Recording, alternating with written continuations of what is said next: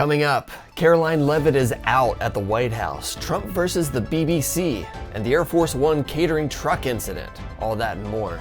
But first, Britain's broadcast regulator ruled this week that a radio station in Essex broke the rules in May when it announced the death of King Charles.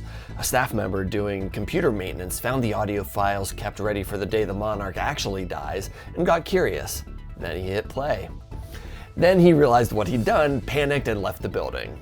So you know what they say, keep calm and die inside. It's News Dump.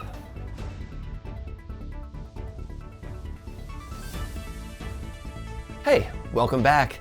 My name is Ben, and every day this week I gave myself an hour a day on the internet just to scroll, see what people are talking about, then log off and write jokes about our silly, insane, and stupid online world. This week, Trump announced that his press secretary Karoline Leavitt is leaving at the end of August.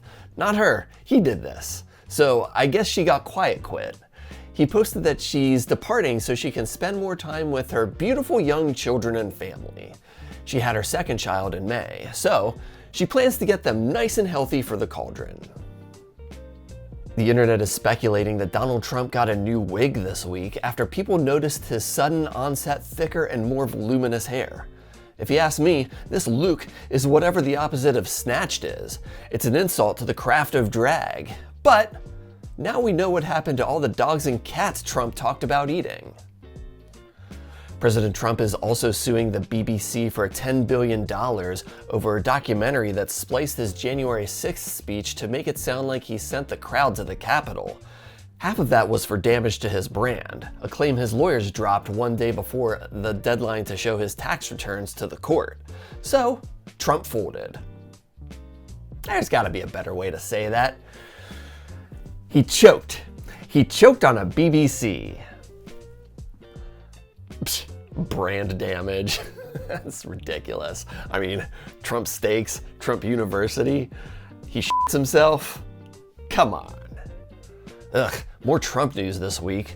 The Washington Post reported Monday that back in July, Trump left the NATO summit in Turkey by sneaking off Air Force One in a catering truck.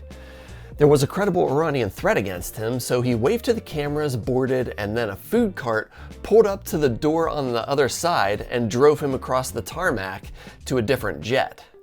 I can't believe they found a way to shut him up for a little bit. I guess pigs do fly. Here's some lighter music news. The Japanese punk band Otoboke Beaver apologized this week for a show in Osaka last April where their guitarist threw her guitar into the crowd and hit a fan in the head. 7 stitches.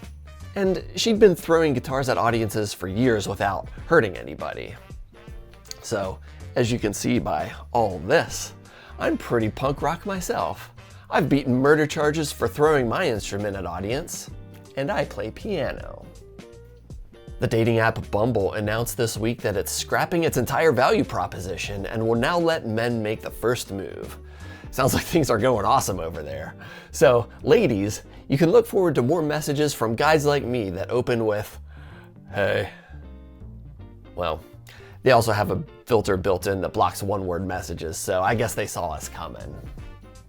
A bomb squad was deployed this week and shut down traffic on a busy Washington, D.C. street for nearly 2 hours after an adult toy was discovered outside a fire station. Damn it, I thought I left that in my sock drawer.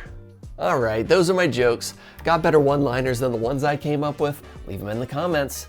Also, you should like and subscribe. But for now, it's time for me to log off. Cheers. Bye.